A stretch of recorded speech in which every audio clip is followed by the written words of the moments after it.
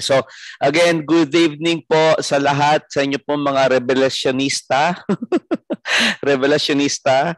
I know your mind is preoccupied with the upcoming election. Alam ko po yan. In just more than a week's time, we will be voting for our next new president. But in the meantime po, let us focus on heavenly things, di ba? Sabi ni Paul, let us put our mind and focus our mind to heavenly things. So, again, we have this book study every Wednesday on the book of Revelation.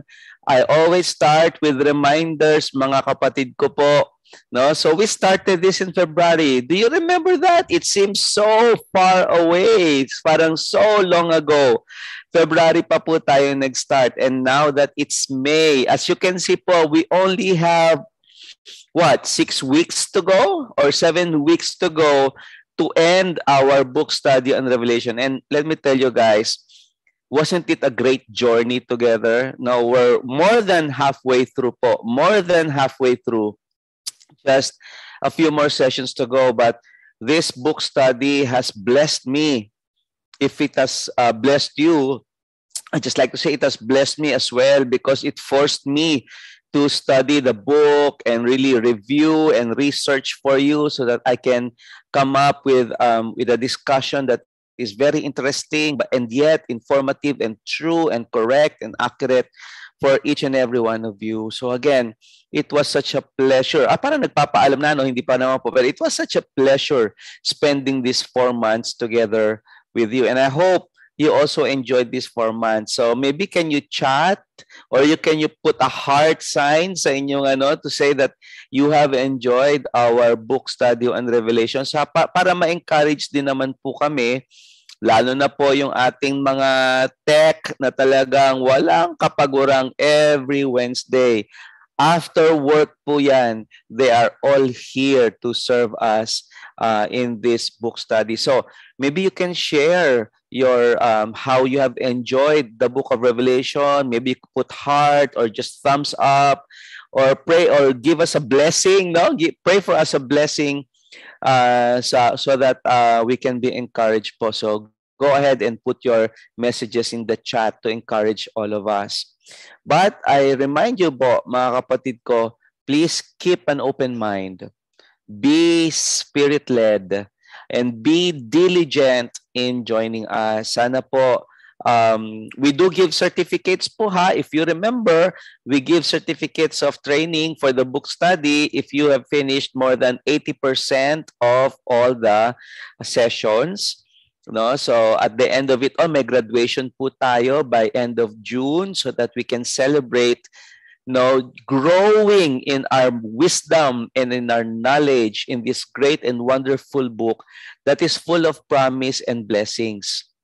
So my blessing for you tonight is this: remember to read, remember to listen, remember to obey what you will learn in our book study. For then mga kapatid ko, you can wear the victor's crown. So medyo may alam na kayo where we are heading in tonight's topic. So if you weren't with us, yung mga first-timers po, we have been discussing the 3 great portions of the book of Revelation. With the first portion, John was asked to write the things which he have seen. And then second part is the things which are, and which John wrote about the 7 churches. But now we are in the exciting part of Revelation as well, the things which will take place. And this is from Revelation chapter 4 up to the last part of the book of Revelation. So again, to remind ourselves, nasa na ba tayo? Parang ang tagal-tagal na natin nag-uusap. Ang tagal ko na rin po hindi kayo nakasama in this way, no? So the last part, not things that will happen or the things that will come, is also divided into 3 portions. No, the 7-year tribulation, that is from chapter 4 to 19, the talk of the millennial kingdom, which is chapter 20, and then the new heavens and the new earth, Revelations 21 and 22. We are here. We are discussing the 7-year tribulation. Okay, and we mentioned that the rapture of believers will happen anytime within the 7-year tribulation.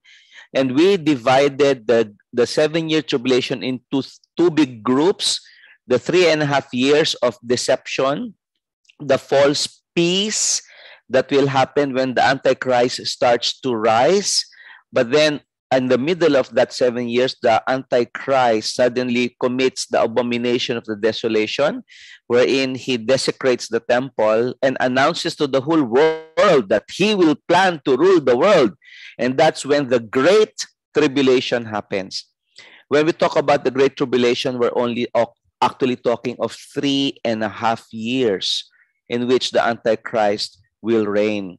So, andito po tayo, no? We discussed the first 3.5 years of deception, and that's where the first to the 5th seal was opened.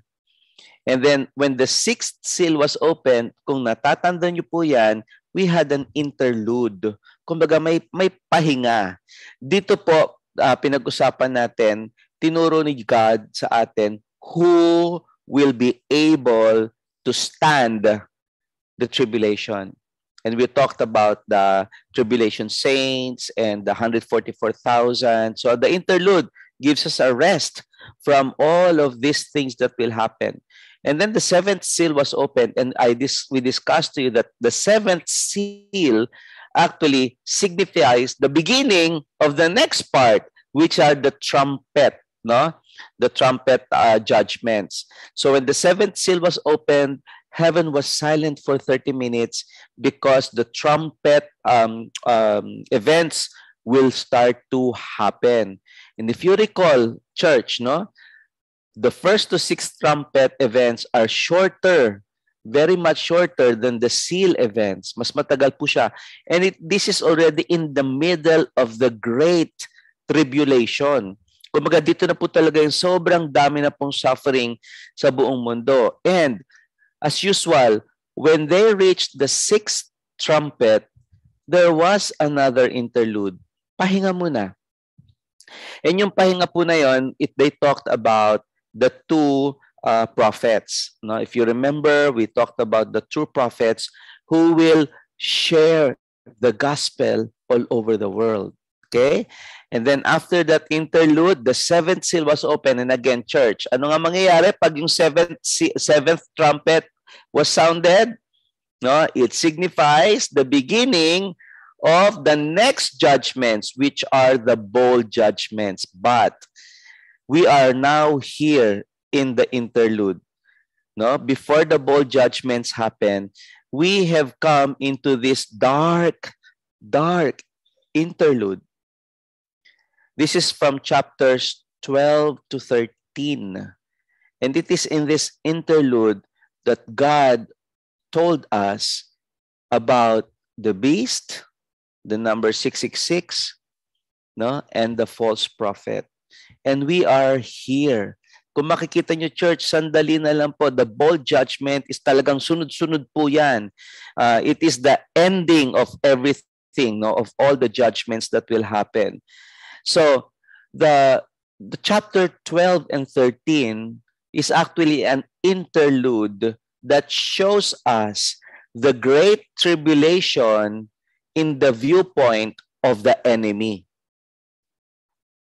It's the great tribulation in the enemy's viewpoint. So kumbaga, for the time, we were looking at what's happening in heaven, what's happening to the believers, what's happening to the churches, what's happening to the world.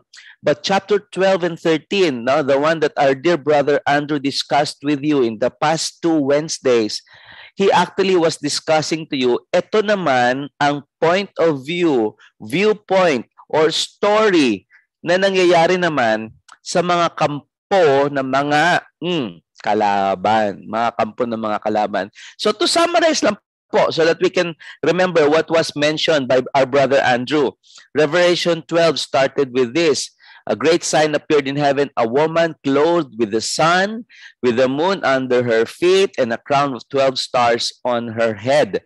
She was pregnant and cried out in pain as she was about to give birth. Now, there were a lot of contention. Sino ba tong woman na ito? Some say it's Mama Mary. Some say it's the church. But actually, if you look at all the readings about this actually gets back to the story of Genesis.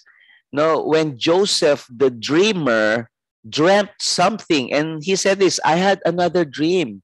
This time the sun and the moon and the stars were bowing down to me. And we know that Joseph actually saved Israel. No, so he represented Israel. So that this woman who was pregnant, of course she was pregnant with Jesus because Jesus was an Israelite. But this woman was actually the nation Israel. The woman who is symbolic of the nation of Israel is pregnant, crying out in pain as she was about to give birth. Again, in Isaiah 26:17, Isaiah also mentioned the nation of Israel in similar terms. As a pregnant woman about to give birth writes and cries out in her pain, so were we in your presence. So I guess there really is not much question that this woman that is stated here is actually the nation Israel, of which our Savior was part of as a nation. And then, sabi ko nga, chapter 12 and 13 was in the viewpoint of the enemy's eyes. So dito, pinapakita po yung kalaban. The red dragon with 7 heads and 10 horns and 7 crowns on its head. If you were with me in the first part of Revelation, we tried to discuss what 7 means, what 10 means, no, and what heads mean. So you have a better understanding that this dragon actually signifies full authority over man and world, no, during this time. Okay, and the dragon stood in front of the woman who was about to give birth, so that it might devour her child the moment he was born. But of course, we all know the dragon failed. The next verse actually said, but the child was immediately caught up to heaven, which is what happened to Jesus, right? When he was only 33 years old, he went back to the Father. But the woman fled into the wilderness to a place prepared for her by God, and she was taken care for 1,260 days. Now, church, I'd just like to go back. Do you remember the 144,000? These were the Israelites, 12,000 per tribe. So they were the remnants. They were the saved. So this woman, which represents Israel, actually is also representative of the 144,000. I will get back to them to you a little while later so we can be reminded of this 144,000. But nevertheless, the war broke up in heaven, and Angel Michael fought with the devil, and the dragon was cast down to earth. He can never go to heaven. Remember, Satan had access to heaven before, but during these times, he does not have any access. So since he was cast to this world, galit na galit po itong dragon dun sa woman and wanted to make war with Israel. Diba? With Israel. But what happened, diba? God gave Israel wings, quote unquote, so that it can flee into the desert. Dahil sa galit ni dragon, hindi niya maatake si woman, the nation Israel. He cannot attack Israel anymore. The dragon went after the rest of her offspring. Iba pa daw na anak ni Israel. Sino pa ba yung ibang anak ni Israel? Okay? These are the people who keep the commandments of God and have the testimony of Jesus Christ. And church, these were the Christians, the tribulation saints, the people who believed in God during the Great Tribulation. So these people who placed their trust in God and believed in Jesus Christ suffered persecution from this great dragon. Again, these were the tribulation saints. Then we also discussed about the Antichrist and the false prophet in chapter 13 that will rise up. And we explained to you that the Satan, the Antichrist, and the false prophet was Satan's way of mimicking. Gaya-gaya kasi itong kalaban na to eh. Gaya-gaya siya kay God. Sobra siyang inggit kay God. Gusto niya magkaroon din siya ng Trinity. So we have the Holy Trinity, the Father, the Son, and the Holy Spirit. The unholy Trinity in chapter 13 is Satan, the Antichrist, and the false prophet. And we discussed to you last week what 666 actually means, no? If you were here, again, when we talked about number, 7 means the complete and perfect number. So 777 is complete, complete, complete, perfect, perfect, perfect. So a number below 7, which is 666, represents the imperfection of man. Okay?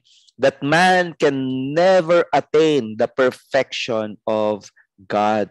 So the number 6666 po is not a magic number po. It's not something that we really have to scratch our head. Ano kaya talagang ibig sabihin ng 666, no?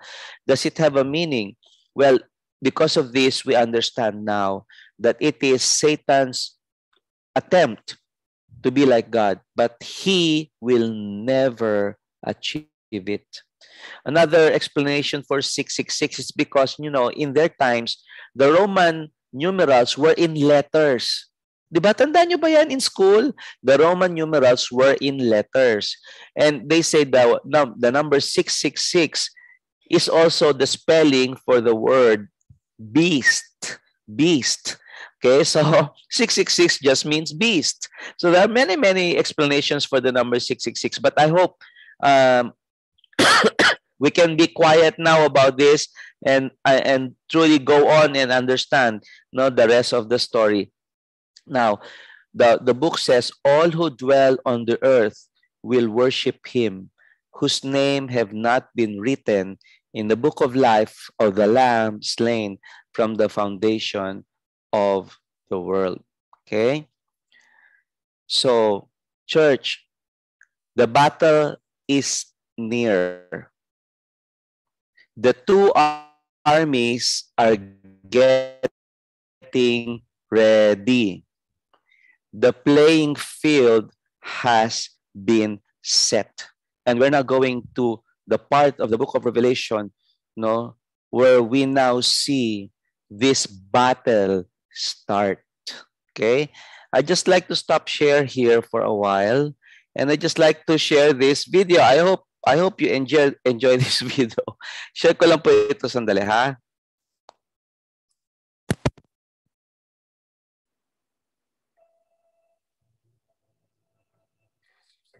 Some years ago, I fought my way out of that cave.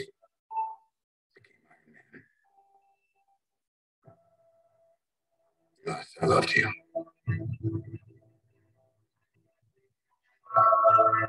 Said no more surprises, but I was really hoping to pull off one last one. The world has changed.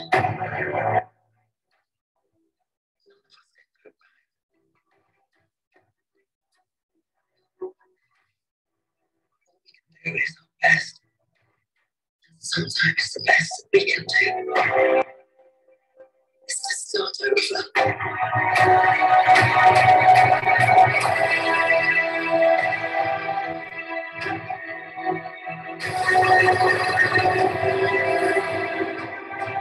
I saw all these people die.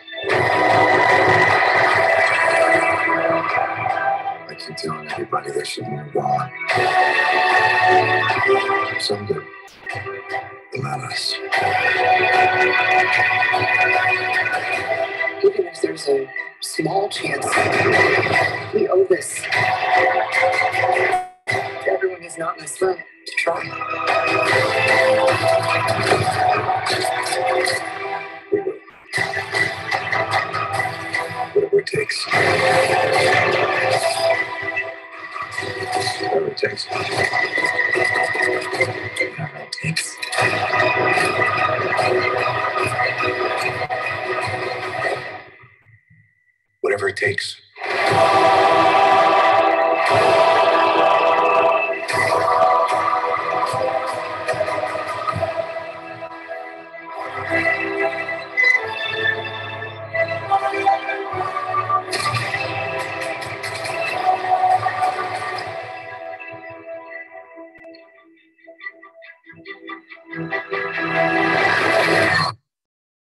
Okay, so were you able to see it?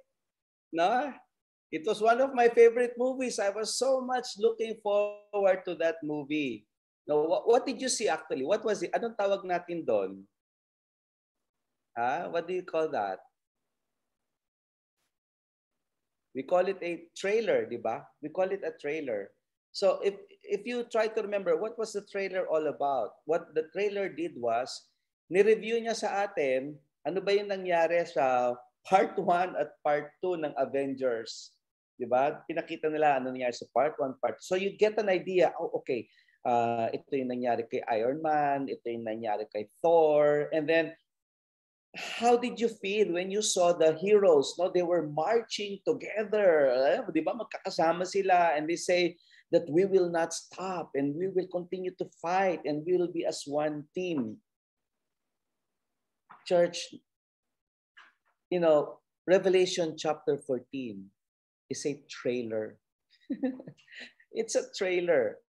It's a trailer, God showing to us, mga anak ko, ito ang mangyayari. This is going to be the end game.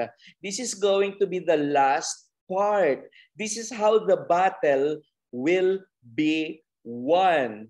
And amen and amen, and all glory to the Lord Jesus Christ. Hallelujah, our Lord and Savior, who will come, and He will be greater than these Avengers. He's going to be an Avenger for us. He's going to be a victor and a conqueror for us. Church, tonight, we're going to talk about chapter 14. A preview of what is to come. A trailer. A summary of what happened before. We were looking in the past 2 chapters through what's happening in the Great Tribulation through the eyes of the enemy. But now, we're focusing our eyes back to God and His plan, and what He will do for us in the book of Revelation, church. Let's pray together and worship our Lord Jesus Christ. Lord, whenever we see these movies, Avengers, Lord of the Rings, X-Men, Batman, Lord, our hearts are glad when we see our heroes fight the enemies, and we are so joyful, Lord, when we see them victorious at the end of the movie, and we clap our hands, Lord, and we say, what a great, great battle was won. Lord, forgive us if sometimes we do not have the same joy in our hearts when we read the book of Revelation. Forgive us if sometimes we do not understand. That's why we do not have that joy. But tonight, Father, will you please use me, Lord, so that the church will realize the book of Revelation, Lord, is as exciting, even much more than all of these hero movies that we're seeing, because the greatest hero will come, the one who had died and rose again. And He will come not as a meek lamb, but as a lion, victor and powerful, and who will avenge all of our pains, all of our sorrows, our Lord Jesus Christ. All glory to you, O Lord, and praises to you, Lord Jesus Christ. Tonight, may the Holy Spirit be with us. In Jesus' name we pray. Amen and amen. So again, I told you, church, chapter 12 and 13 was what we finished before. Chapter 14 is where we are now. And this is the difference. Chapter 12 and 13 was in the eyes of Satan. Chapter 14 was in the eyes of God. What is the difference? In chapter 12 to 13, we saw it through Satan's eyes. In chapter verse 14, we are now seeing it in the heaven's eyes. In chapter 12 to 13, the world was sealed with the beast. The world was sealed with the beast. In chapter 14, the holy ones were sealed with the Spirit. Satan attacks God's people in chapter 12 to 13. But in chapter 14, God's wrath pours on the world. Andyan na po yung greatest avenger natin. Paggiganti niya po tayo, paglalaban niya po tayo, that's our Lord Jesus Christ. Satan fails to protect his minions in chapter 12 to 13. But for chapter 14, God protects His people. The unholy Trinity, begins its ending in chapter 12 to 13, and they fail. In chapter 14, the Holy Trinity begins war, and the Holy Trinity wins. In chapter 12 to 13, Satan is defeated. In chapter 14, we see the Lamb victorious. So let's dig deep into this chapter. Again, reminding po, chapter 14 is a preview. No, kumbaga sa pelikula, it's a preview of the coming attraction. So it is a parang let's review what happened before in short snippets, and then it's going to show to us what's going to happen if you're going to watch the movie in short snippets as well. So chapter 14 starts with reviewing to us what happened with the 144,000. And in the latter part, it will tell us what will happen. And what will happen will be fully shown in the next coming chapters. So let's read them together. I saw the Lamb standing on Mount Zion. With him were 144,000 who had his name and his father's name written on their foreheads. And I heard a sound from heaven like the roar of mighty ocean waves or the rolling of loud thunder. It was like the sound of many harpists playing together. If you are not with us, again, I was explaining a while ago, the 144,000 are the Israelites, the Jews, during the tribulation times, who will finally accept Jesus as their Messiah, God, Savior, and King. So these are the remnants. 12,000 from each tribe of Israel. Now, what is very interesting about this 144,000? They are like the Avenger heroes, no? Hindi sila namamatay.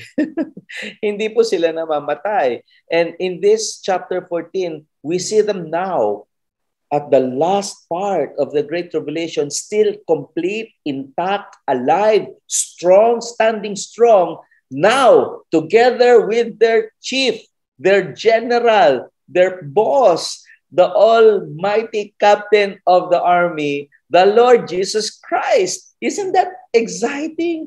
Di ba sabi ko, kung nakikita niya Avengers kanina nagmamarcha, parang it lifts your heart. But now, as you see the 144,000 survivors who were sealed with God, so they were protected, they were not killed, they were not harmed. And now at the last part of the Great Tribulation, they are still complete intact, now standing on the Mount of Zion in Jerusalem. So this is actually a preview when Jesus comes the second time, when the war is about to begin. Ito na po yung malapit na yung war at katabi ni Jesus, yung 144,000. Again, no, this is the start of the Battle of Armageddon, when Jesus starts to come down in the mountain of Zion in Jerusalem. If you ask me, there are many questions. Where is Armageddon? Some say it is in the plain of Megiddo, which is okay. Most people will believe that. I will accept if it's there, but there are also some proponents who say Armageddon will happen exactly in Jerusalem. Now, because Har means the hill, and Megiddo is a place of meeting, and that is exactly what Jerusalem is, or Mount Zion is. So Armageddon, I think, can either be Jerusalem or the plains of Megiddo. And this is where the battle begins. Okay? Let's go back. Let's review the 144,000. We first met them in Revelation chapter 7. Now, when the angel coming up from the east, carrying the seal of the living God, said to the four angels who were in charge of the winds, no, sabi niya sa four angels, wag niyo munang palabasin ng great winds. We have to seal the 144,000 first. And to seal or to put a mark on them means to protect them from harm. So this is where we first met the 144,000. And this 144,000 had a mission. Their mission was to share the gospel to all Israel. They were to share the gospel to all Israel and later on to the entire world. So it's very important that they do not get harmed. such that in Revelation chapter 9, no, when the locust plague came about, it says there they were told not to harm the grass or any plant or tree, but only those people who did not have the seal of God on their foreheads. So this is an example of how the 144,000 Israelites were not harmed throughout the great tribulation. So this is the all victorious Israel. 12 times 12 times 1,000, we get the 144,000 believers of Jesus Christ. Tanong, how did the 144,000 gain victory? Why were they chosen? Why did they gain victory, church? They gained victory because of this. Sabi dito in verse 3 to 5, there's a song. Now, they were now in the Mount of Zion. From the heavens, meron pong yung parang tugtog kanina sa Avengers, di ba? Yung marching song. There was a new, wonderful song. But this time, the music comes from heaven in the throne of God before the 4 living beings and 24 elders. And you know that song? That wonderful marching, victorious song, no one else could understand or learn this except the 144,000. Why? They kept themselves pure as virgins. They followed the Lamb wherever he goes. They have been purchased by the blood of the Lord Jesus Christ so that they become a special offering to God. They told no lies, and they are without blame. Church, this is something very important for us to understand. They were chosen because they have lived a life that is pure. And they obeyed the Lord Jesus Christ. Anak, punta ka dito, share mo gospel dito. Anak, punta ka dito, huwag kang matakot. Locust na yan, hindi ka yan atakihin. I will be with you. They told no lies. And they lived a blameless life. Church, let this be a challenge to each and every one of us. We can witness to other people about what God has done to us. And we can share the gospel to as many people as we want. Pero kung puro salita lang po tayo, but we do not keep ourselves pure, and we live a life of immorality, when we tell lies, how can they believe the gospel if we ourselves tell lies? And if we live a life that is sinful and unglorifying to God, how can people believe in Jesus? Through our testimony. Church, let's be victorious like the 144,000. Let's keep ourselves pure. During these times, we do not know when revelation will finally happen, but during these times, it's the best time to be pure, to follow the Lord Jesus Christ's commandments, to say no lies, especially when we share the gospel, and to live as a life without sin. So this is the 144,000 of Israel.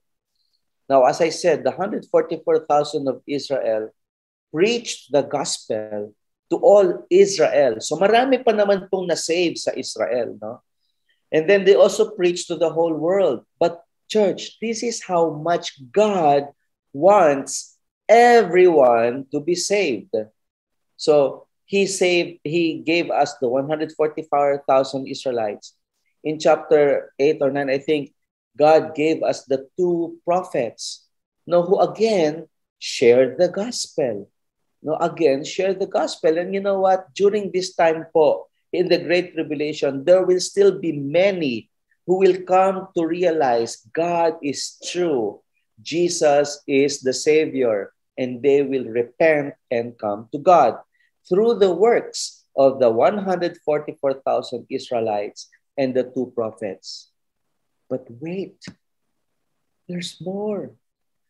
Sabi ni God, I would still want to save more. So what did He do? He sent us 3 angels. 3 angels who will give warning and spread the gospel. And this is what will happen in the next part of chapter 14. So let's get to meet these 3 angels. Chapter 14, verse 6 to 7 said, I saw another angel flying through the sky, carrying the eternal good news to proclaim to the people who belong to this world. Remember, church, remember nasa na ba tayo sa Great Tribulation? Nandun na po tayo sa 7th trumpet. 7 bowls na lang po siguro, last few months na lang po ito ng mundo. Nakapag-preach na po yung 144,000. Yung 2 prophets, nadinig na po sila in the entire world.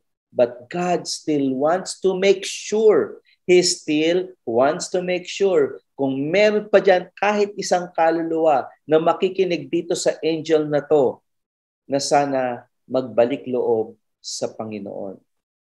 So this angel was flying through the sky. By the way, this is quite interesting. This is the first time we see an angel flying in the sky. Many times we see the angel as a man walking, suddenly appeared beside Mary, in the resurrection tomb, was sitting on the rock. This is the first time we hear the angel is flying through the sky. So this is the first time that we consider that angels might have wings, but that's why they're flying.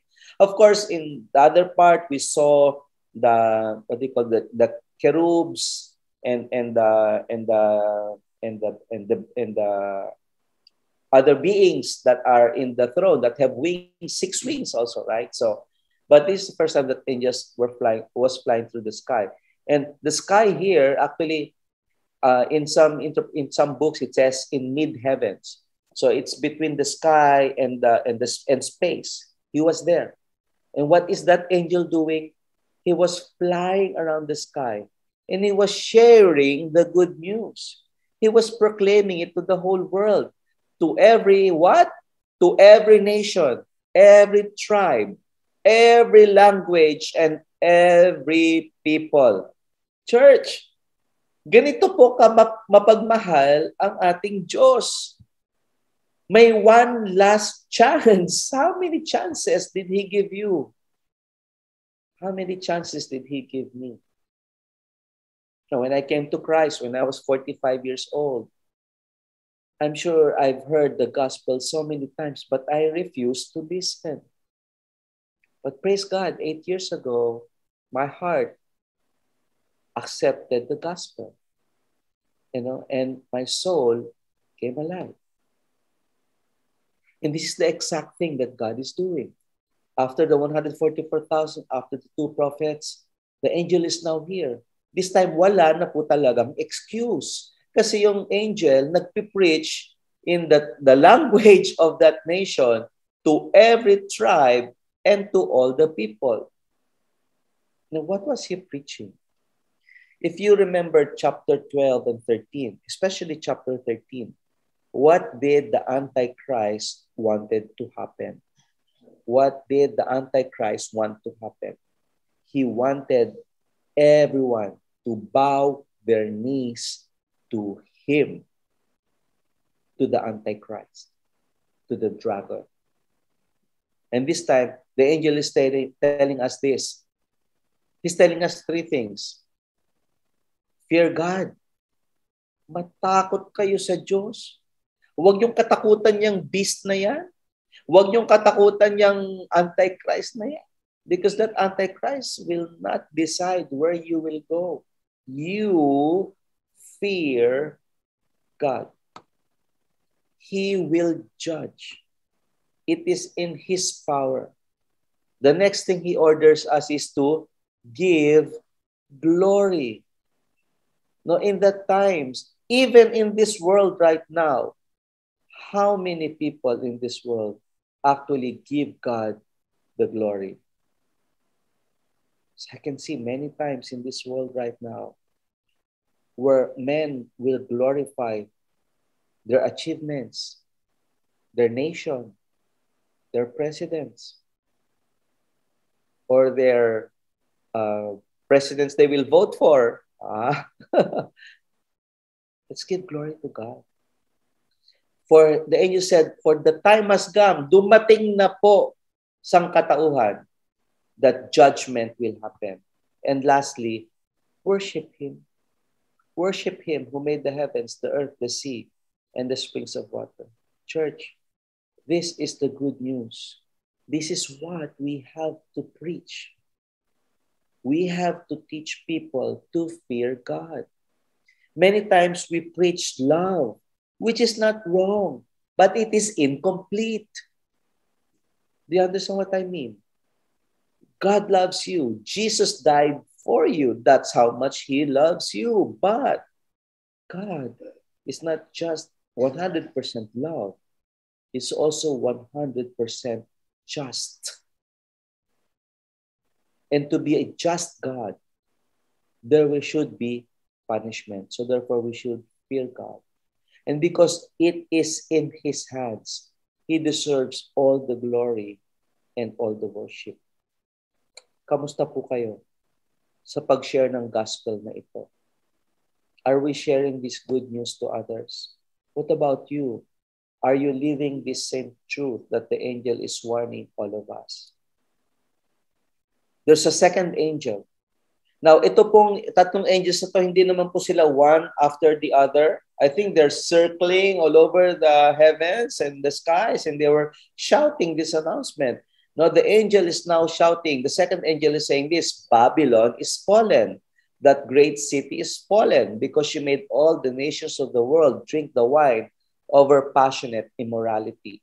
We will understand Babylon in the next coming chapters, but I think it was touched a while ago. But church, I'd just like to tell you this. Do you know where Babylon started?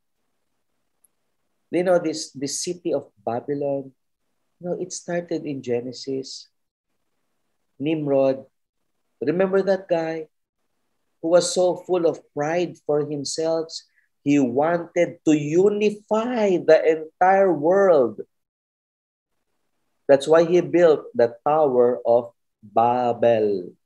That's where we got later on the city of Babylon.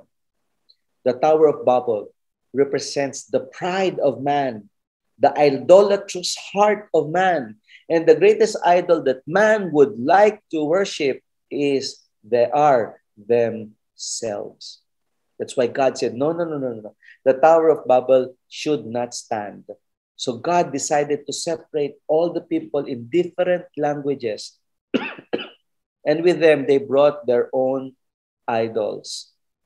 And there are now many other religions in other nations because of this. So there will come a time, this great city that has fed idolatry in the entire world will fall. This was the Babylonian Empire. It encompasses Turkey, Iraq, Syria, Iran. And we know how dangerous these lands are during these times. Now, church, I'm not sure if this is the same Babylon that will rise. There are some who say maybe Babylon is the United States. I don't know. No, but Babylon is a representative. If the woman, the pregnant woman, represents Israel, the adulteress, the prostitute, which is called Babylon, represents another nation or another group of people who have idolatry in their hearts and has refused to worship God. And the angel is announcing this to the whole world. Hoy, kayong kumakampi sa Babylon, it has fallen. Talo na kayo. That's what the angel is proclaiming.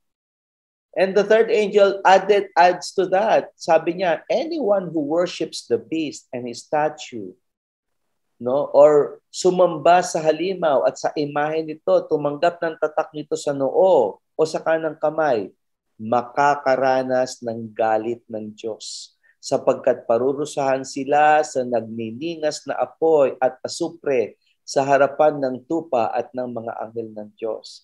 Ang usok ng apoy na mapagpapahirap sa kanila ay papailan lang, magpakailanman. Church, let's see, let's review. What is the punishment awaiting to those who will decide to follow the beast and not be part of Team Jesus? It says here, they will receive the wine of God's anger. Church, magalit na sa akin lahat ng tao. They may call me self-righteous. They may call me hypocrite. They may say, Christian ka dyan. They may call me PTL ako. Praise the Lord. I don't care. But I would not like to be the recipient of the wine of God's anger. Because in this coming Armageddon, in the bowl punishments, no, the full strength of God's wrath will pour. And remember this, you will be tormented. You will be tormented in the presence of the angels and Jesus. Makikita natin sila, and yet they will not be able to help us. And it will be a torment that will rise, church, forever and ever. And there will be no relief, day or night. And that's what God wants everyone to learn. That's why the angels are there preaching. This is what's going to happen. Okay? There will be no relief, day or night. Okay? Now, there will be a group of people, as we learn, there will be a vast crowd who will denounce the beast, who will refuse na matatakan sila ng 666. And these people will suffer. Yes, they will suffer. They will not be able to buy food. They will not be able to buy drink. They will not be able to buy a house, clothing, during these 3.5 years of the Great Tribulation. Remember them, sabi sa Revelation 7, who are these people clothed in white na pumupunta sa throne of heaven? These are the ones who died in the Great Tribulation. They have washed their robes in the blood of Jesus and made them white. So church, there will be people who will hear the three angels and they will still decide to follow Jesus and they will be saved. So again, the three angels flying through the sky, the first preached the gospel. The second prophesied about Babylon. And the third proclaimed judgment. We now see in Revelation 14:14 a white cloud, and seated on the cloud was someone like the Son of Man. He had a gold crown on his head and a sharp sickle in his hand. So as you can see, church, no, parang hindi tuloy-tuloy yung kwento. Kasi nga, ano nga ito, di ba? Parang preview pa lang. Katulad ng preview ng Avengers, putol-putol, hindi tuloy-tuloy yung kwento. So first, the 144,000, nakatayo na sila sa mountain, kasama na nila si Jesus. Second, the angels nagpro-proclaim sa entire world, malapit na ang judgment. Oh, you should repent, you should come to God, you should give Him glory. And then the next scene, we now see Jesus no longer standing with the 144,000. He's now coming down in the white cloud. Now, the white cloud always represents God. Remember the white cloud in Exodus that protected Israel when they were walking down across the desert? And remember, when Jesus ascended to heaven, there was a cloud that raised him to heaven. And the angel said, this same Jesus will come down the same way on a cloud. And this is what exactly was mentioned. This is the second coming of Christ. Ito na po talaga yung end game. Padating na yung ating ultimate hero. He's seated on the cloud. He's the Son of Man. Now, sabi dito, like the Son of Man. I'll explain to you later what that means. But he had the gold crown on his head. Church, just like to say, the crown used here, again, is not diadema, which is the kingly crown. This is actually the victor's crown. The victor's crown. You see, our Lord Jesus Christ, the first mention of Jesus calling himself the Son of Man is from this verse. Matthew 8:20, Jesus said, foxes have dens to live in, birds have nests, but the Son of Man has no place even to lay his head. So the Son of Man, when he first came here, was a humble servant, carpenter, who died on the cross. But this Son of Man that we're seeing now is so much different, and yet we know he is the same. And this is the Son of Man, seated on a white cloud, with a gold victor's crown on his head, and a sharp sickle in his hand. Another angel came from the temple and shouted to Jesus, "You may now swing the sickle, for the time of harvest has come. The crop on earth is ripe." Pag tinasa po natin, bakit ganun yung angel inuutusan si Jesus? No, ba't niya inuutusan si Jesus? Actually, hindi naman po niya inuutusan. Siya lang po ay nag-a-announce na this is now the time, Lord Jesus. Now is the time to swing the sickle. You know, and this wheat gathering, sabi dito, the earth is ripe. Church, alam niyo po, itong ripe na ito, hinog sa atin. Actually, hindi po siya hinog eh.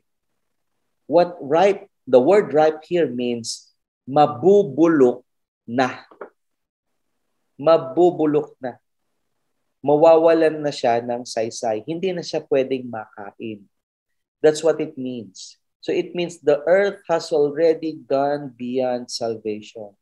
And that is why it is now time to harvest what can still be harvested.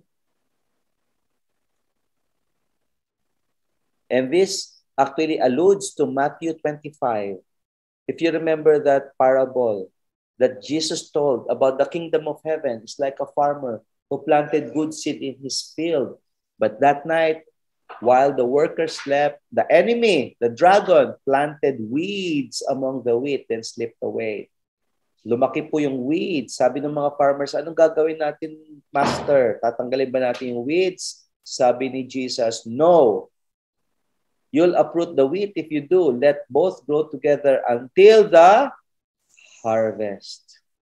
Then I will tell the harvesters to sort out the weeds, tie them into bundles, and burn them, and put the wheat in the barn. Church, this is exactly the harvest we're talking about.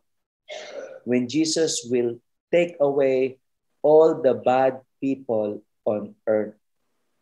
Now, this same harvesting that was noted was also mentioned in Joel, the prophet Joel. Let the nations be called to arms. Let them march to the valley of Jehoshaphat. Again, that's why I think it's Jerusalem, that the great Armageddon will happen.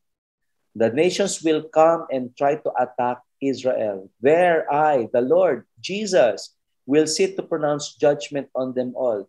I will swing the sickle, for the harvest is ripe.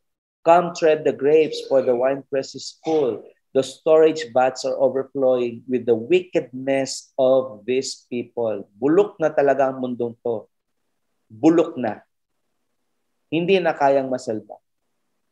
Thousands upon thousands are waiting in the valley of decision. There the day of the Lord will soon arrive.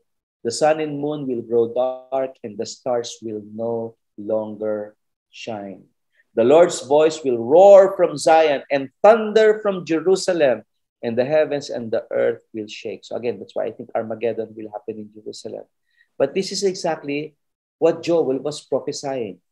The same thing that is stated in Revelation, the same story Jesus said in Matthew 25. So church, the first harvest is actually representative of the first 5 bowls. The first 5 bowls, where there's sore, the sea turns to blood, the rivers turns to blood, mankind is scorched, and the base seat of government becomes afflicted. But church, look at this. Despite all the warnings, despite all the truth that has been said, people will continue to blaspheme God. They will continue to hate God. So as we go to the last part, no, I hope you were blessed, no? But to the last part, there was another angel from the temple in heaven, and he also had a sharp sickle. So parang dalawang harvest po ito, di ba? The first harvest was the beginning of Armageddon. Beginning pa lang po, which is the first 5 bowls judgment. Another angel who had power to destroy with fire came from the altar. So now we see a second angel. This angel had the power to destroy with fire. And this angel came from the altar. If you can remember, when we read the book of Revelation, may angels who are in charge of the winds. Diba? There are angels in charge of water. Makikita niyo po yan sa bowl judgment. May angel na magpo-pour, kaya magiging red ang tubig. There's also an angel who is in charge with fire. We met this angel before. We met this angel in Revelation 8, verse 3 to 5. This angel who had a golden censer came and stood at the altar. So he was there at the altar. He was given much incense to offer.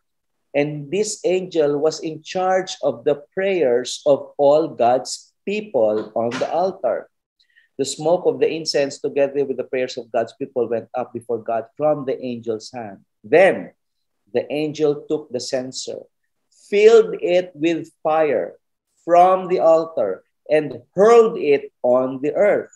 And there came peals of thunder, rumblings, flashes of lightning, and an earthquake. So this angel, we met him before.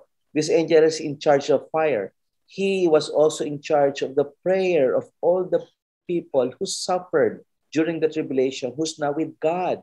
And he was holding these prayers. And he came to the angel and said, we can now answer the prayers of all God's people who suffered during the great tribulation.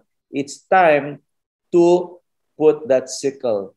And this second harvest is really the Armageddon. And this goes to the 6th and 7th bowl. So as you can see, church, sabi ko sa inyo, chapter 14 is a preview. No, this 2 harvests we're talking about is actually the preview to the first 5 bowls and to Armageddon. Now, why do I say Armageddon po yung second harvest? Because let's go on, continue reading what happened. So the angel swung his sickle over the earth and loaded the grapes into a great winepress of God's wrath. Now, church, I'd just like to show to you, ano ba kasi yung picture? Why grapes? Why wine press? Bakit biglang may alak dito? You know, in olden times, no, this is what a wine press looks like. You put all the grapes here, and then people will trample the grapes para lumabas po ang juice.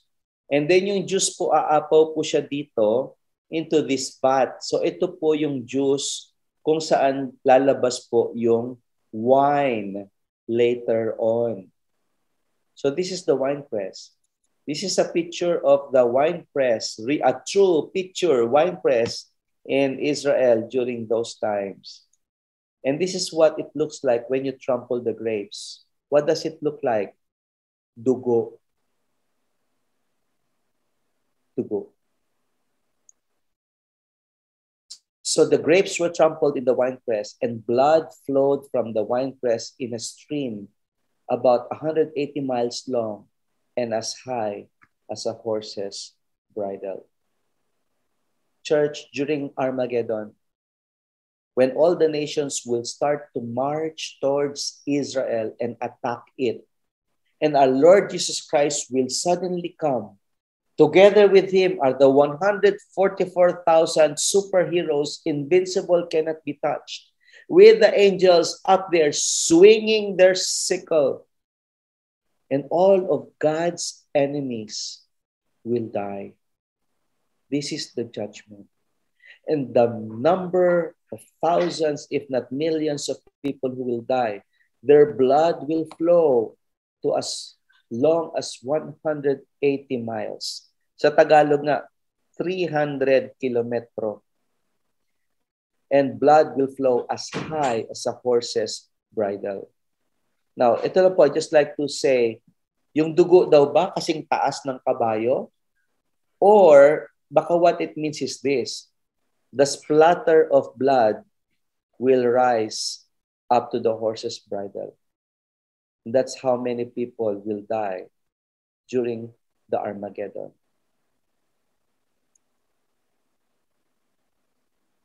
And there was a voice from heaven who said, write this down.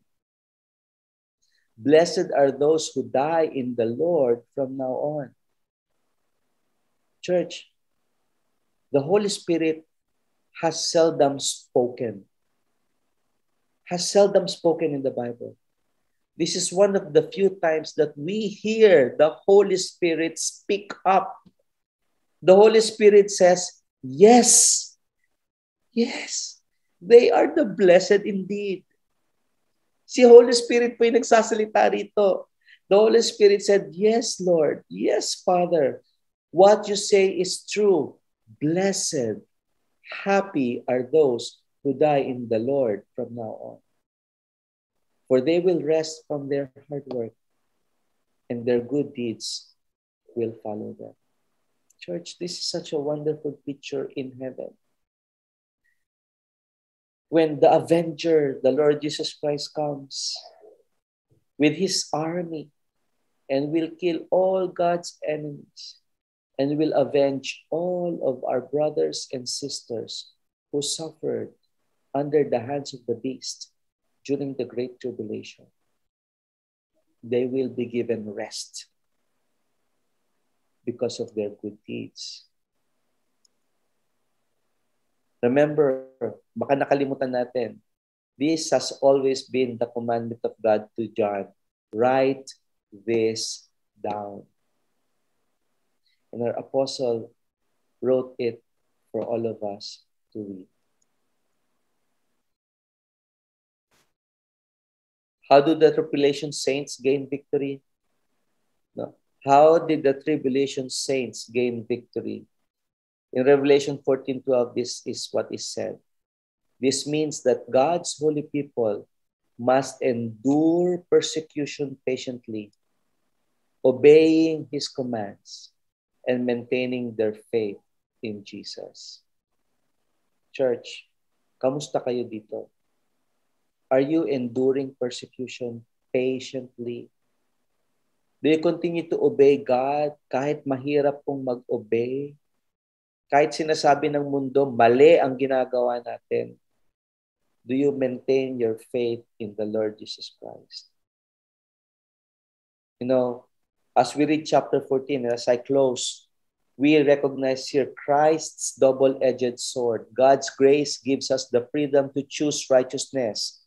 We can either obey or disobey, but God's justice holds every person accountable. We must heed the warnings seriously. Our testimony with our lives are important. As we struggle to victory, it is not only what we say which is important, it is also the way we live our lives. God desires all to be saved. He has sent many witnesses, preachers, teachers in this world. In the end, it is each and everyone's final decision. Who will they choose to stand with? Do you want to stand with Team 666? Or are you ready to wear the Team Jesus t-shirt, which is as white as snow? Church, we will wear the victor's crown. And as I close, I'd like to close in worship. Now, Joseph, have we prepared the video? Yes po, Doc. Okay, I'll stop sharing now. Church, let's stop with worship. Let's sing this song because we belong to the winning team. Our Lord Jesus Christ is the greatest avenger. and He will wear the victor's crown with us.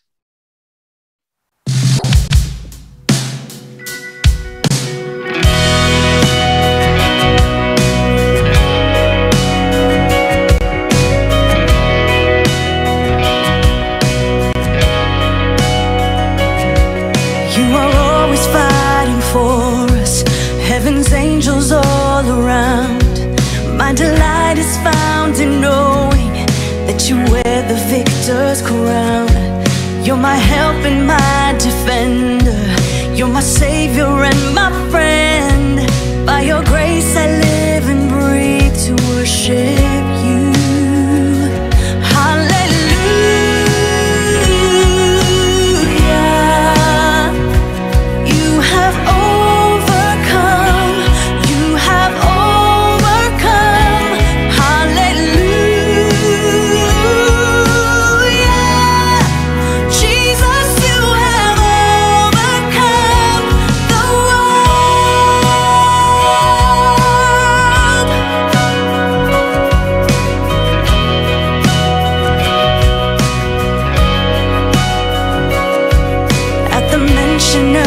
Greatness, in your name I will bow down.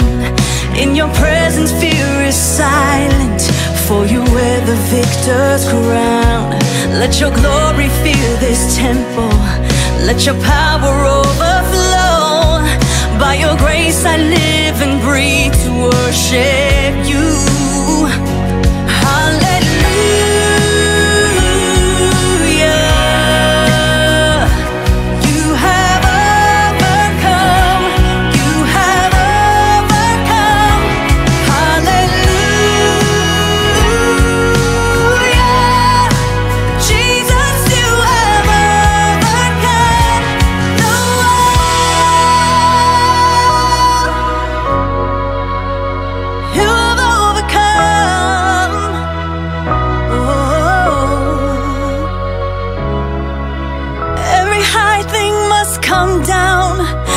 Stronghold shall be broken.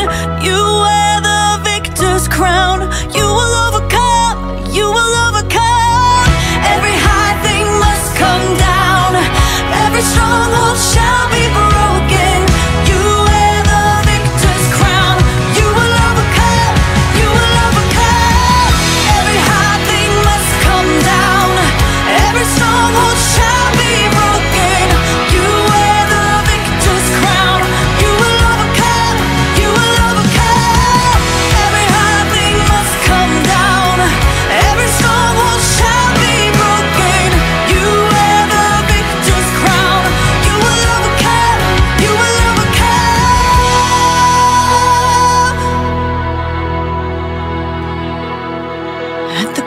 The work was finished. You were buried in the ground, but the grave could not contain you, for you wear the victor's crown.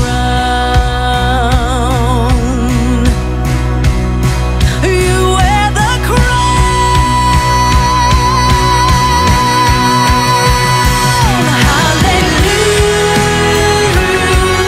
Hallelujah. You have overcome. You have, yes, you have.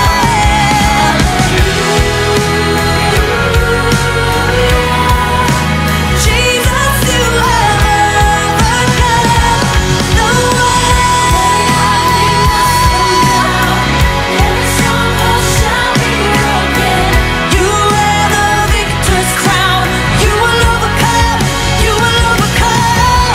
Every high thing must come down. Must come down, yes. You wear the victor's crown. You will overcome. You will overcome.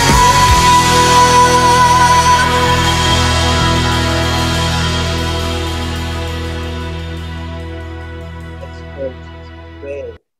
Church, tonight our hearts are filled with excitement and joy because we belong to this winning team. We have the victor with us, our Lord Jesus Christ. All praises and glory and honor to you, our Lord, the Son of Man, who will come this time victorious and powerful and strong, who will avenge all of our hurts and all of our pains, and who will protect us. Lord, tonight our hearts are just filled of worship and glory to you. Thank you, Lord Jesus Christ. You will come, you will overcome, and because of you, we will be victorious. All praises and glory to your name. Amen and amen. Yan, meron na po tayo na una. Sabi po ni Ma'am Sylvia, when we receive Jesus in our lives, our sins have been forgiven, past, present, and future. Does it mean that we are saved as well in the last days? So specifically in the last days daw po. Sige po. Ayun po ang ating question. Kuya Art. Pag sinabi kasi natin last days, yung referring doon sa tribulation. So, dahil yung mga believers will be taken up with Jesus,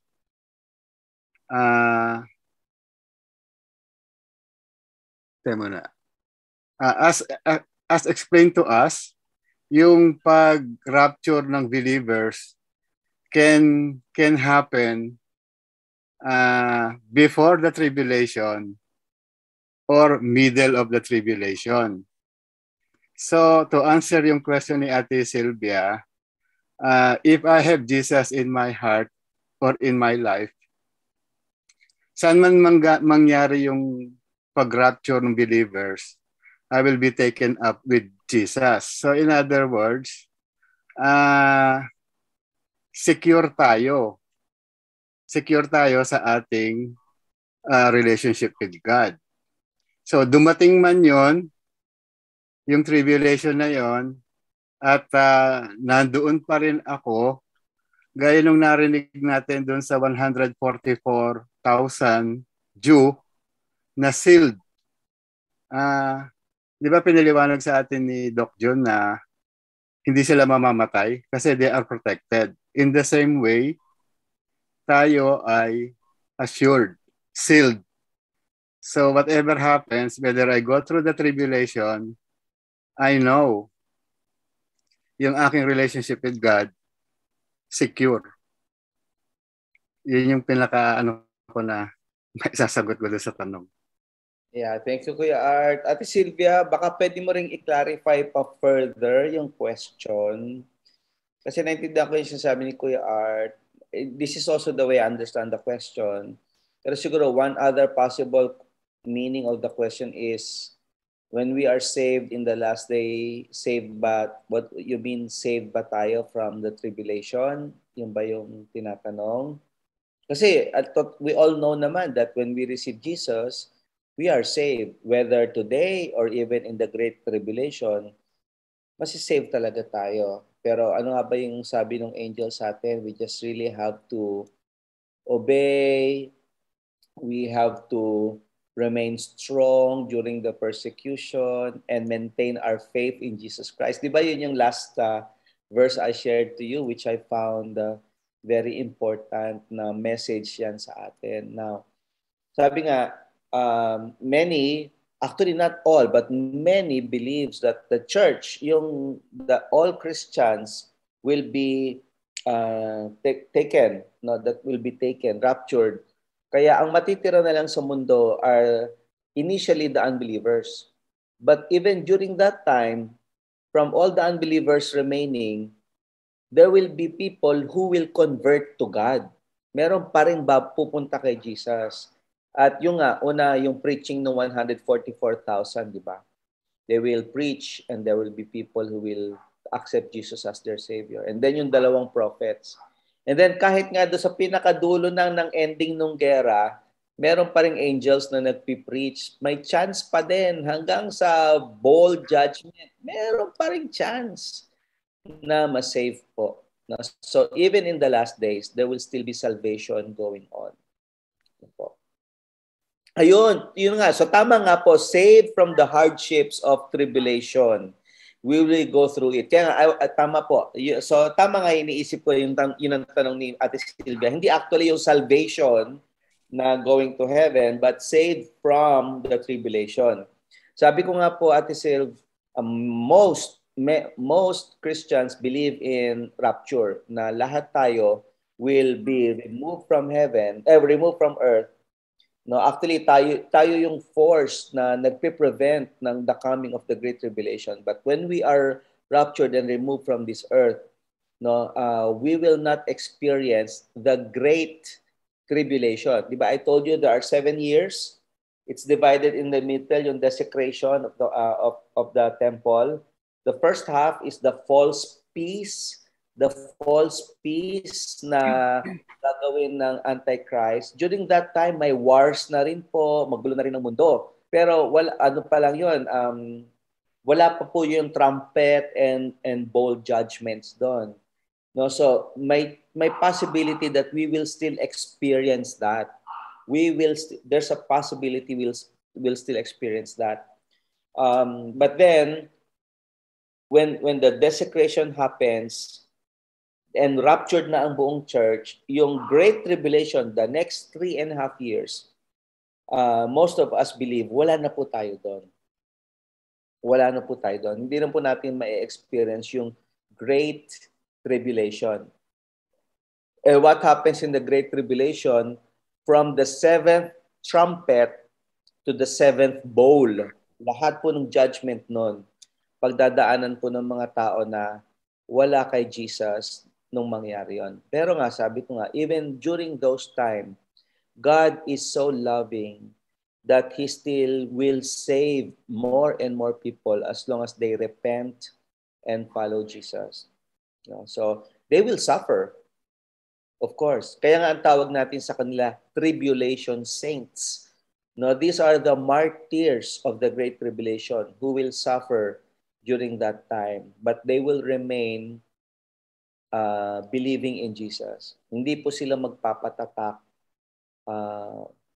ng 666. I hope that answers your question, Ate Silvia. We appreciate your question po. Thank you po, Doc June. Thank you po, Brother Art, for the answer. Okay na po ba tayo kay Ma'am Silvia? Opo, sige po. Move po tayo sa next question. So I think this is from yung kanina po kasi nabanggit habang sa message po na medyo magulo po yung yung events hindi sunod-sunod dahil nga po preview daw, trailer. So ang question po dito ni Ma'am Linda, in chronological order po ba ang mga events sa Revelation 6 to 8? Revelations chapter 6 to 8 po. Yeah, so I explained po sa inyo kanina na ang mga Hebrews kasi kung magkwento, may uso na po sa kanila dati yung mga flashback, preview, epilogue at prologue. Di ba? Nakapanood na ba kayo ng pelikula na nag-umpisa sa ending? Di ba? May mga pelikula ang umpisa mamamatay na yung bida tapos bilang flashback lahat, di ba? May mga pelikula naman na nasa gitna ka, biglang may ibang ipapalabas, tapos babalik do sa kwento, tapos may ibang ipapalabas, tapos in the end, kaya pala, yun pala yung nangyari. Kaya pala siya naging masama dahil ginawa ito ng may mga ganun, di ba? So ganun din po ang Book of Revelation. Remember, it is an apocalyptic book. So marami po siyang mga symbolisms and hindi po siya talaga one straight timeline. And that's why I explained po sa inyo, after the 6th trumpet, may interlude. Bigla pong may parang, pahinga muna tayo. Parang, ang sakit na ng dibdib ko sa lahat na nangyayari sa mundo. Pahinga muna tayo. Parang ganun yung sinasabi ni God. O, tingnan muna natin, ano ba nangyayari sa heaven? Kaya po, yung sinasabi nyo, chronological order po ba? And I was reviewing. Yeah. So, ang chapter 5 po, the Lamb opens the scroll. Okay? And then chapter 6 begins with Jesus breaking the first 6 seals. And chapter 7, yan na po yung interlude. Kumbaga, stop muna tayo sa nangyayari. Ano ba nangyayari? Kasi sa earth yun eh. Silipin nga natin ano nangyayari sa heaven. So, hindi man po siya under one timeline, pero nakikita po natin, kumbaga yung camera, paiba-iba po ng tingin, di ba? Nasa world, mamaya ipapakita niya ano nangyari sa heaven. Tapos sa ganun. So, chapter 6 to 8 actually is an interlude between the breaking of the sixth seal up to the breaking of the seventh seal. I hope I was able to explain that po. So, it was an interlude. Kumbaga sa pelikula, parang may ibang scene na pinakita, pero in the end, makita natin, konektado pala siya doon sa nangyayari. Okay? I hope I was able to explain that po. Wow, may cinematic flow pala. Tao bang Avengers sa flow ng Revelations? Just rin parang cinematic talaga yung dating Even before pala may mga ganun na preview, may mga interlude na ganap. So talagang intense ang mga ganapan sa Revelations. Yeah. Okay po, thank you. Move po tayo sa next question by Sir Joey Blanco. Ano po ang bahagi natin sa kapahayagang ito? Okay, Joey, can you I appreciate your question, bro. I sort of understand it, but baka pwedeng explain pa further ano po talaga yung gustong itanong para po namin ng tama. Yes po, parang ibig ko pong pinupunto ko po doon yung ano ba yung ating dapat na ikilos ngayon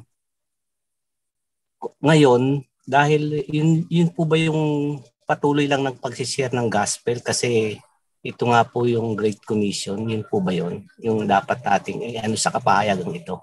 Okay, so sa ngayon tayo, anong connection nitong revelation sa atin ngayon, di ba? Kung ano dapat ang nangyayari sa atin. That's very good question, Kuya Joey. Kuya Art, can you answer it? May tumatawag lang po sa telepono. Parang sabi ni Doc Jun kanina sa kanyang introduction, ito ay sabi niya preview o kung anong mangyayari sa future. So, kung meron pa tayong mga mahal sa buhay o mga kakilala na hindi pa nga nakakakilala sa Panginoon, warning sa kanila ito. Kumbaga, ngayon natututunan natin kung anong mangyayari. So, pwede natin ibahagi ito sa kanila bilang paalala o warning para mapaghandaan nila. Kasi tayo na mayroong ng relasyon sa Panginoon, handa tayo na humarap sa Kanya. At sabi nga, kung ngayon ay tinanggap na natin ng Panginoon at pag nangyari yon at kinuha niya tayo, maiiwan sila. So, gaya na sinabi mo, tayo bilang nag-aaral dito, kasama sa pagpapahayag natin, yung mabuting balita. Sabi nga ni Doc yung kanina, yung mga unang mga talata, yung mga verses, na this is the good news, that God will come and judge the earth. He will bring judgment and He will establish His kingdom. So, sila ba, yung mga mahal natin sa buhay, magiging bahagi ng kingdom na yon. So, yun ang responsibility natin bilang follower ni Jesus. Ipalaganap pa ang mabuting balita. Thank you, Brother Art. Doc Jun, may add po kayo? Yeah, I agree with all that Kuya Art said. And thank you, Kuya Joey, for this wonderful question. Medyo ididikit ko na yung tanong ni Sis Helen Grace. Kasi ang ganda rin yung tanong ni Helen Grace. Okay bang i-share ito sa mga teenagers? Baka ayaw na nila magkaanak. Magka-baby. Alam mo, Sis Grace, nararamdaman ko yan. Kasi may apo na ako eh. May apo na ako. Sabi ko talaga, Lord, sana naman po ma-spare yung mga apo ko sa Revelation. So, totoo po yan, lahat po yan, kahit hindi na po teenagers, tayo nga Isipin niyo po 7 years lang pinag-uusapan. Ilang taon na ako? 54. O kung mangyari yan, pwede mangyari yan 5 years from now. So 60. So 60 years old ako to 67 years old. Baka maramdaman ko pa ang ano, di ba? Baka makilala ko pa si Antichrist. Hindi natin masabi. Yun nga po yung punto. Kaya dapat ngayon pa lang, nagsishare na tayo ng gospel. Kasi pwede nga yung mangyari after 5 years, after 10 years. O si Josrin, baka 40 years old pa lang siya. Mag-umpisa na pala ang Great Tribulation, di ba? So we don't know when will this happen. It can happen after 5 years, it can happen after 6 years, it can happen 2 years from now, di natin masabi. So tama ka kay Joey, dapat mas stress na ano bang kinalaman nitong revelation sa buhay natin? Because the end of time, we are living, I think, we are now living the last part of the story. Wala na pong ilalabas na iba pa si God eh. Wala na pong ibang prophecy na hinihintay eh. Yun na lang po hinihintay natin. So it can happen. So talagang dapat masigasig po tayo mag-share ng gospel. And all the more nga po. Kaya na ano pa ako na i-share ang gospel at palakasin ang pagmamahal ng mga anak ko kay Jesus. Because I think that's the only way I can protect them. The only way that we can protect our teenagers and their children, yung mga apo natin, is they grow up in love with Jesus. That's why it's very important for us parents and lolos and lolas na talagang pag-ibayuhin pa po ang pagturo ng mga salitang ito at ipakilala sa kanila si Jesus po.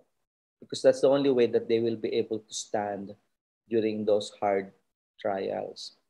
Kaya i-share po natin. Hindi po dapat tinatago ang Revelation. Sabi nga po, sa beginning po ng ating book study, ang Book of Revelation lang po ang tanging libro na may pangako na blessing pagkatapos siyang mabasa.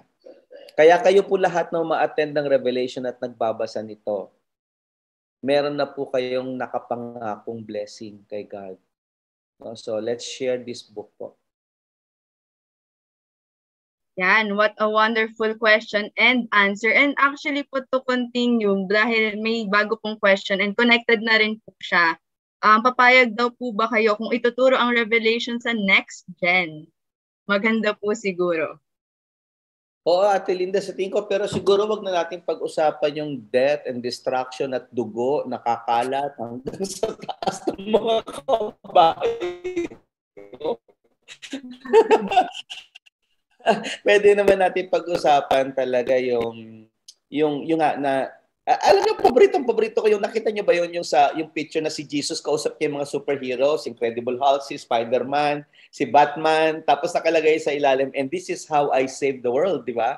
That was one of my favorite, kung may makapaparegalo sa akin na may t-shirt na gano'n, maraming salamat, size medium lang po ako. Pero, di ba, parang sobrang ganda po noon kasi sa mga bata, napakaganda po na mahilig sila sa superhero. In fact, may bago pong lumabas na libro from Frank Turek na parang how movies teach us about Jesus. Na sabi niya, yung heroes, Avengers, si Iron Man, si Batman, bakit ang saya-saya natin panoorin to? Bakit multi-million dollars ang kinikita ng mga pelikulang ito? Kasi deep in each and everyone's heart, we want a hero. We want a winner. We want a battle won.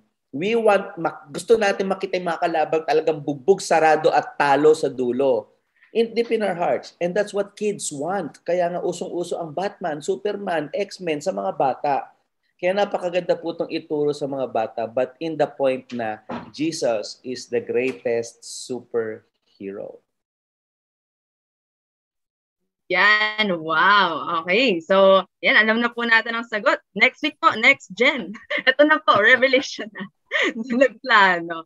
Okay po, so ito po last question po natin kay Ma'am Aurora. Sa Great Tribulation, choice po ba ng unbelievers na magpaiwan sila or are they destined na maiwan talaga? Then follow-up question po, what is causing them to harden their heart? Sige. Kuya Art muna. Ano yung first part? Nagpaiwan yung mga unbeliever? Opo, siguro sa rapture ito, no?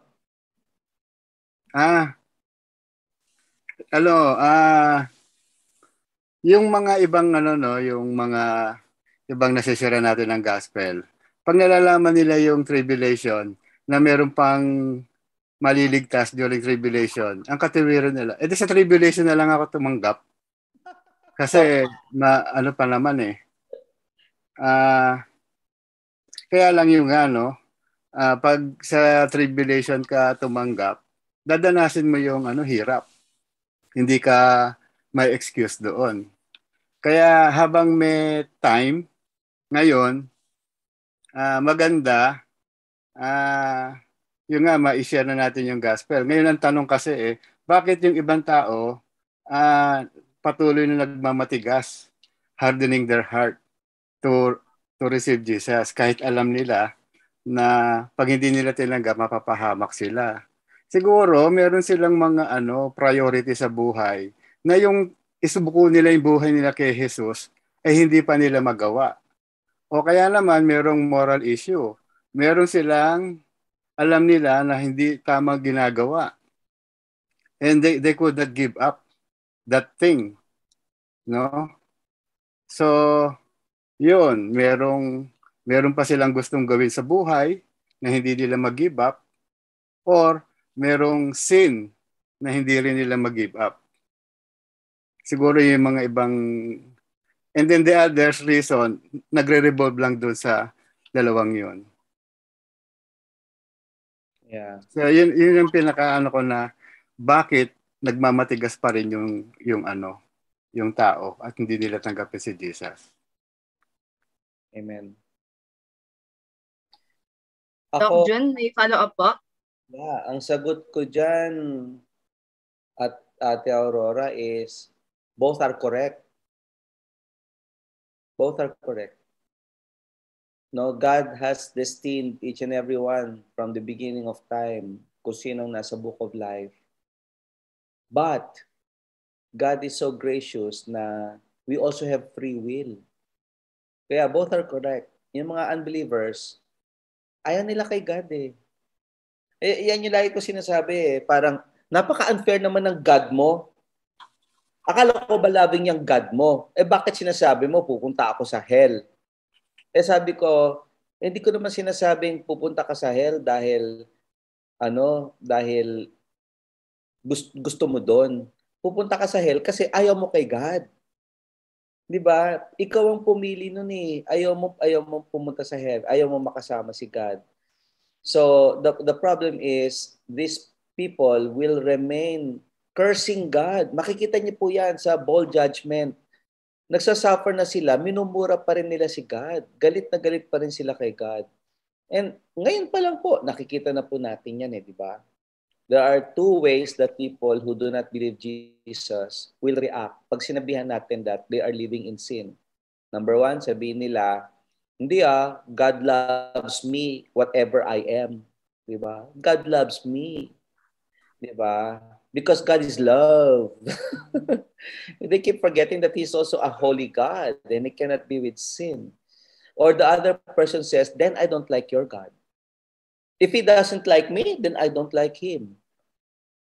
If He wants me to change so that I can have a relationship with Him, mag-isa na lang siya. Kayo na lang ng God mo. So there are these people who will think that way. And ngayon pa lang po, madami ang ganyan na. Madami ng ganyan. Pag may nadinig po kayong unbeliever, tanungin nyo sa kanila. Ito, isang tanong lang kanyo. Just to be honest and fair. Kung totoo si Jesus at totoo ang gospel, tatanggapin mo ba si Jesus? Kung totoo lang, kunyari lang totoo, marami po sa kanilang magsasabi, hindi. Ayoko pa rin. Ayoko yung tinuturo ng God mo. Ayoko lahat ng tinuturo niya. Ayokong pipilitin niya akong magbago. Ito ako I'm born this way. Yun ang mga hardened hearts. You try that po. Pag may nakakausap kayo, you ask that question, I'm sure many, I'm not saying all, but many will say, even if the gospel you preach is true, I still do not like your God. And that will be the hearts of the people who will remain. Wow, what an interesting way to end our question and answer. So, thank you po to everyone na nag-ask and sa atin pong mga taga-sagot. Yan, marami po tayong natutunan for tonight. And to end po, Doc June will lead us in closing prayer. Let's bow our heads, church. Beloved God and Father and mighty King, as we worship you tonight and our hearts are glad and joyful that we serve a mighty, victorious King like the Lord Jesus Christ. Father, give us the courage to stand for your truth. Lord, may we remain pure in our hearts, in our lives, in our words. May our testimony never be broken, Lord, so that people will see us and say, our God is true. Father, may we share the gospel. May we bring more people who will bow their knees to you, Lord. May you use this church, the people here with us tonight, for the growth of your kingdom here on earth. Father, we await you coming. Maranatha, Lord. But as we are waiting, may we continue to be useful for your kingdom and sharing the gospel. Lord, empower us, encourage us, strengthen us, and we will abide in you. We ask in Jesus' mighty name.